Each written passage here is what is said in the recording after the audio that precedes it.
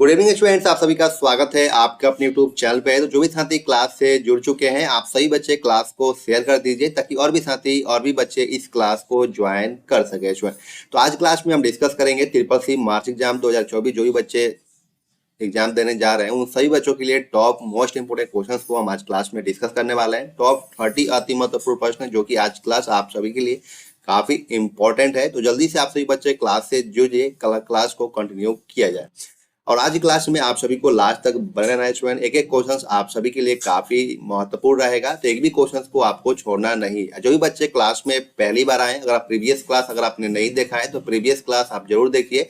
ये सीरीज जो है आप सभी के लिए काफी इंपॉर्टेंट सीरीज चल रहा है। इस सीरीज से आपको 100% आपके एग्जाम्स में हेल्प मिलेगी अगर आप सभी क्लासेज को देख लेते हैं। सभी क्लासेज को देखने के लिए क्लास के डिस्क्रिप्शन में आपको लिंक मिल जाएगा ट्रिपल सी मार्च एग्जाम 2024 के नाम से, जो कि आप सभी क्लासेज सीरीज वाइज देख सकते हैं। दूसरा तरीका है कि हमारे चैनल पर जाइए, आपको प्लेलिस्ट में जाइए, प्लेलिस्ट में आपको ट्रिपल सी मार्च एग्जाम का प्लेलिस्ट मिल जाएगा। उसमें जाके आप सभी क्लासेज को आप सीरीज वाइज देख सकते हैं। जितना प्रैक्टिस करेंगे उतना ही बेनिफिट्स आपको मिलेगा। ट्रिपल सी प्रीवियस पेपर है जो कि आपको प्लेलिस्ट मिल जाएगा, आप देख लीजिए। ट्रिपल सी मॉडल पेपर है, मॉडल पेपर को एक बार देख लीजिए।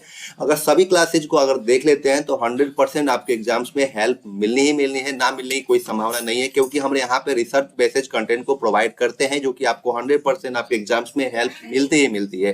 तो जल्दी से आप सही बच्चे को क्लास में जुड़ जाना है। जो बच्चे क्लास में आ चुके हैं, आप सही बच्चों को गुड इवनिंग। कैसे हैं आप सभी? उम्मीद करता हूं आप सब बहुत अच्छे होंगे, स्वस्थ होंगे। अपने एग्जाम की तैयारी आप सही बच्चे बहुत अच्छे से आप सभी कर रहे होंगे। जल्दी से आप सही बच्चे क्लास से जुड़िए, क्लास को कंटिन्यू किया जाए। जल्दी से आप सभी बच्चों को क्लास से जुड़ जाना है। और आज हो गया 12 मार्च और इसका आपके पास जो एग्जाम है वो 15 मार्च से स्टार्ट हो रहा है। तो आपके पास ओनली 2 डेज का समय दिया गया है, 13 और 14। आपका 15 मार्च से आपका एग्जाम स्टार्ट हो रहा है, तो ओनली आपके पास 2 डेज समय बचा हुआ है। तो 2 डेज में आप जितना प्रैक्टिस कर सकते हैं उतना प्रैक्टिस कीजिए। जितना प्रैक्टिस करेंगे उतना ही आपको बेनिफिट्स आपके एग्जाम्स में मिलेंगे इसमें। तो जल्दी से आप सभी बच्चे क्लास से जुड़िए, क्लास को कंटिन्यू किया जाए। तो चलिए स्टार्ट करते हैं आज की क्लास का जो पहला प्रश्न है आपके। पहला प्रश्न है student, the main operations perform by a computer are. Computer के द्वारा संपादित होने वाले मुख्य कार्य क्या हैं? बताना आपको इस क्वेश्चन का सही जवाब क्या होगा। उम्मीद है आप सभी बच्चे इस क्वेश्चन का सही जवाब दे पाएंगे। जो भी बच्चे हमारे साथ लाइव क्लास में जुड़े हुए हैं, आप सभी बच्चों को लाइव चैट में सभी क्वेश्चंस का आंसर देते चलना है जो है, क्योंकि ये जो क्लास है वो प्रैक्टिस क्लास है। तो आपको पहले आप सभी को लाइव चैट में क्वेश्चंस का आंसर देना है, फिर मैं आपको बताऊंगा कि इसका करेक्ट ऑप्शन क्या होगा, जिससे आपको पता चलेगा कि आप कितने क्वेश्चंस को सही कर पा रहे हैं स्टूडेंट। ठीक है, तो फास्टली आंसर देते चलिएगा। बताइए आप सभी, कंप्यूटर के द्वारा संपादित होने वाले मुख्य कार्य क्या है? तो option number D is correct answer, all the above. तो जिस बच्चे ने भी ऑप्शन नंबर डी बताया उनका बिल्कुल सही जवाब है स्टूडेंट। अगला प्रश्न है, what is the full form of UNIVAC. UNIVAC की फुल फॉर्म क्या होती है? मेरे प्यारे बच्चों, आप सभी को बताना है कि इस क्वेश्चन का करेक्ट ऑप्शन क्या होगा। यूनिवेक की फुल फॉर्म बताना है आप सभी को, बताइए। तो option number C is correct answer, universal automatic computer. तो जिस बच्चे ने भी ऑप्शन नंबर सी बताया उनका बिल्कुल सही जवाब है। अगला प्रश्न है, what is the full form of E ROM. E ROM की फुल फॉर्म क्या होती है? बताइए आप सभी बच्चे कि इस क्वेश्चन का सही जवाब क्या होगा। जो भी बच्चे क्लास से जुड़ चुके हैं, आप सभी बच्चे क्लास को लेफ्ट मत कीजिए स्टूडेंट, क्लास के लास्ट तक बने रहिएगा, क्योंकि आपके एग्जाम्स के लिए एक एक क्वेश्चन काफी इंपॉर्टेंट है। तो एक भी क्वेश्चन को आपको मिस नहीं करना है। बी केयरफुली क्वेश्चन को पढ़िए, उसके बाद ही आप सही ऑप्शन का चयनित कीजिए और लाइव चैट में बताइए कि इस क्वेश्चन का सही जवाब क्या होगा। तो option number C is correct answer, electrically erasable read only memory. तो जिस बच्चे ने भी ऑप्शन नंबर सी बताया उनका बिल्कुल सही जवाब है। अगला प्रश्न है, microprocessor as a switching device is used in which generation of computer. Microprocessor को स्विचिंग डिवाइस के रूप में किस पीढ़ी के कंप्यूटर में प्रयोग किया जाता है? मेरे प्यारे बच्चों, बताइए आप सभी कि इस क्वेश्चन का सही जवाब क्या होगा। उम्मीद करता हूँ आप सभी बच्चे इस क्वेश्चन का सही जवाब जरूर देंगे। बताइए आप सभी बच्चे। तो option number D is correct answer, 4th generation. तो जिस बच्चे ने भी ऑप्शन नंबर डी बताया उनका बिल्कुल सही जवाब है। अगला प्रश्न है, integrated circuit was used in which generation of computer. Integrated circuit किस पीढ़ी के कंप्यूटर में प्रयोग किए जाते थे? बताना है आप सभी को। बताइए आप सभी बच्चे कि इस क्वेश्चन का सही जवाब क्या होगा। तो option number C is correct answer, 3rd generation. तो जिस बच्चे ने भी ऑप्शन नंबर सी बताया उनका बिल्कुल सही जवाब है। अगला प्रश्न है, 2 types of main memory is. मुख्य मेमोरी के 2 प्रकार होते हैं, कौन कौन से होते हैं? आप सभी बच्चों को बताना है, बताइए आप सभी बच्चे। तो option number A is correct answer, ROM and RAM. तो जिस बच्चे ने भी ऑप्शन नंबर ए बताया उनका बिल्कुल सही जवाब है। अगला प्रश्न है, हाइब्रिड कंप्यूटर इज। एक हाइब्रिड कंप्यूटर होता है? बताना आप सभी को कि इस क्वेश्चन का सही जवाब क्या होगा। Option number A is correct answer, resembles both a digital and analog computer. तो जिस बच्चे ने भी ऑप्शन नंबर ए बताया उनका बिल्कुल सही जवाब है। अगला प्रश्न है, the major components of first generation computer is. पहली पीढ़ी के कंप्यूटर का मुख्य कंपोनेंट क्या होता है? बताना आप सभी को कि इस क्वेश्चन का सही जवाब क्या होगा। तो option number B is correct answer, vacuum tubes and valves. तो जिस बच्चे ने भी ऑप्शन नंबर बी बताया उनका बिल्कुल सही जवाब है। अगला प्रश्न है, generally people says is the brain of computer. सामान्यतः लोग को कंप्यूटर का दिमाग कहते हैं। बताना आपको कि इस क्वेश्चन का करेक्ट ऑप्शन क्या होगा। तो option number B is correct answer, CPU. तो सीपीयू का फुल फॉर्म होता है स्टूडेंट सेंट्रल प्रोसेसिंग यूनिट। तो जिस बच्चे ने भी ऑप्शन नंबर बी बताया उनका बिल्कुल सही जवाब है स्टूडेंट। अगला प्रश्न है आपका question number 10, which of the following is the super computer of India. इनमें से कौन सा भारत का सुपर कंप्यूटर है? मेरे प्यारे बच्चों, आपको बताना है इस क्वेश्चन का सही जवाब क्या होगा। स्टूडेंट, ये क्वेश्चन जो है ट्रिपल सी में बहुत बार पूछा गया है। ये क्वेश्चन आप सभी के लिए वेरी वेरी इंपॉर्टेंट क्वेश्चन है, तो टिक मार्क कर लीजिएगा। बताइए आप सभी बच्चे इस क्वेश्चन का सही जवाब क्या होगा।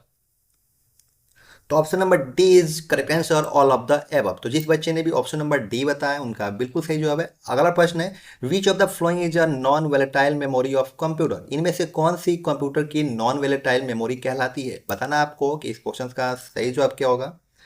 तो option number A is correct answer, wrong. तो जिस बच्चे ने भी ऑप्शन नंबर ए बताया उनका करेक्ट ऑप्शन है। अगला प्रश्न है, which technology use in a compact disc. Compact disc में कौन सी तकनीक का प्रयोग की जाती है? Which technology use in a computer compact disc. Compact disc में कौन सी तकनीकी प्रयोग की जाती है? आप सभी बच्चों को बताना है, बताइए आप सभी।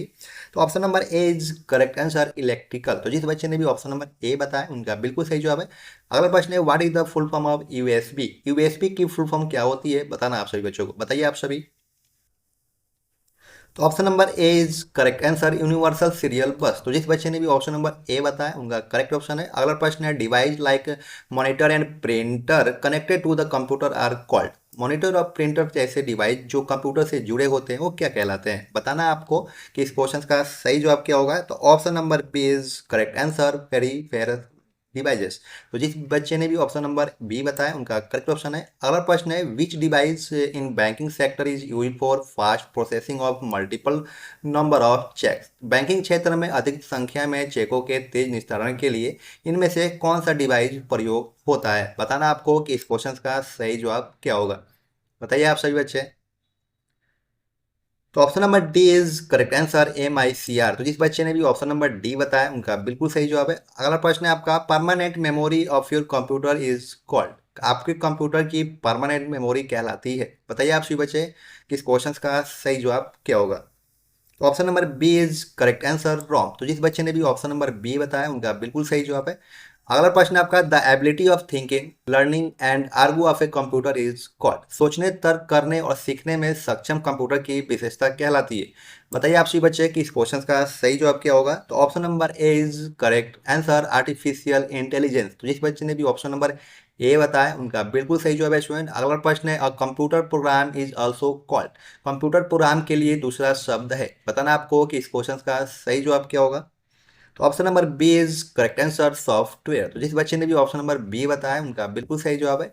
अगला प्रश्न है, which control the movement of signals between CPU and input output. CPU और इनपुट आउटपुट के बीच सिग्नल्स के मूवमेंट को कौन नियंत्रित करता है? बताइए आप सभी बच्चे कि इस क्वेश्चन का सही जवाब क्या होगा। तो option number A is correct answer, control unit. तो जिस बच्चे ने भी ऑप्शन नंबर ए बताया उनका करेक्ट ऑप्शन है। अगला प्रश्न है, when we create a document on a computer temporarily where this document is stored. जब हम कंप्यूटर पर कोई डॉक्यूमेंट बनाते हैं तो अस्थायी रूप से यह डॉक्यूमेंट कहाँ स्टोर होता है? बताना आपको कि इस क्वेश्चन का सही जवाब क्या होगा। तो option number B is correct answer, RAM. तो जिस बच्चे ने भी ऑप्शन नंबर बी बताया उनका बिल्कुल सही जवाब है स्टूडेंट। नेक्स्ट क्वेश्चन है आपका, which storage medium is in the form of circular plate. इनमें से कौन सा स्टोरेज माध्यम सर्कुलर प्लेट के रूप में होता है? बताना आपको कि इस क्वेश्चन का सही जवाब क्या होगा। तो option number A is correct answer, hard disc. जिस बच्चे ने भी ऑप्शन नंबर ए बताया उनका बिल्कुल सही जवाब है। अगला प्रश्न है, in which generation of computers ULSI ultra large scale integration was used. ULSI किस पीढ़ी के कंप्यूटर में प्रयोग होता था? बताना आपको कि इस क्वेश्चन का सही जवाब क्या होगा। तो option number D is correct answer, fifth generation. तो जिस बच्चे ने भी ऑप्शन नंबर डी बताया उनका बिल्कुल सही जवाब है। अगला प्रश्न है full form of OSS is, OSS की फुल फॉर्म क्या होती है? बताइए आप सभी बच्चे इस क्वेश्चन का सही जवाब क्या होगा। तो option number B is correct answer, open source software. जिस बच्चे ने भी ऑप्शन नंबर बी बताया उनका बिल्कुल सही जवाब है स्टूडेंट। अगला प्रश्न है who is the father of artificial intelligence, artificial intelligence के जनक कौन है? आप सभी बच्चों को बताना है। बताइए आप सभी बच्चे कि इस क्वेश्चन का सही जवाब क्या होगा। जो भी बच्चे क्लास से जुड़ चुके हैं आप सभी बच्चे क्लास के लास्ट तक बने रहिएगा स्टूडेंट, क्योंकि आपके एग्जाम्स के लिए एक एक क्वेश्चन काफ़ी ज़्यादा हेल्पफुल रहेगा। आपके एग्जाम में 100% हेल्प मिलेगी इस क्वेश्चन से। तो आप सभी बच्चे सभी क्लासेज को जरूर देखिए और बताइए आप सभी बच्चे कि इस क्वेश्चन का सही जवाब क्या होगा। तो option number A is correct answer, John McCarthy. जो जिस बच्चे ने भी ऑप्शन नंबर ए बताया उनका बिल्कुल सही जवाब है। अगला प्रश्न है what is the full form of EBCDIC, EBCDIC की फुल फॉर्म क्या होती है? बताइए आप सभी बच्चे इस क्वेश्चन का सही जवाब क्या होगा। तो option number B is correct answer, extended binary coded decimal interchange code. तो जिस बच्चे ने भी ऑप्शन नंबर बी बताया उनका बिल्कुल सही जवाब है। अगला प्रश्न है which of the following devices can be use to directly input printed text, इनमें से कौन सा डिवाइस सीधे प्रिंटेड टेक्स्ट से इनपुट लेने के लिए प्रयोग कर सकते हैं? तो बताइए आप सभी बच्चे कि इस क्वेश्चन का सही जवाब क्या होगा। तो option number A is correct answer, OCR।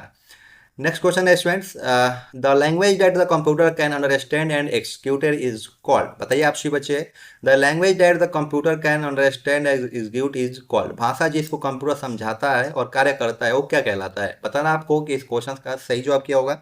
तो option number C is correct answer, machine language. Next question है स्टूडेंट्स, और floppy disk contents, floppy disk में होता है क्या होता है आपको बताना है। बताइए आप सभी। तो option number C is correct answer, both circular tracks and sectors. तो जिस बच्चे ने भी ऑप्शन नंबर सी बताया उनका बिल्कुल सही जवाब है। अगला प्रश्न है translator is best described as, एक ट्रांसलेटर की बेहतर परिभाषा है, बताना आपको इस क्वेश्चन का सही जवाब क्या होगा। तो option number C is correct answer, a system software. जिस बच्चे ने भी ऑप्शन नंबर सी बताया उनका करेक्ट ऑप्शन है। अगला प्रश्न है information retrieval is faster from, information को पुनः प्राप्त करना किससे तेज होगा? बताइए आप सभी बच्चे। तो option number B is correct answer, hard disk. तो जिस बच्चे ने भी ऑप्शन नंबर बी बताया उनका बिल्कुल सही जवाब है स्टूडेंट। आज क्लास आप सभी को कैसा लगा, 30 क्वेश्चंस में कितने क्वेश्चंस को आपने करेक्ट किया है आप हमें कमेंट सेक्शन में जरूर बताइएगा।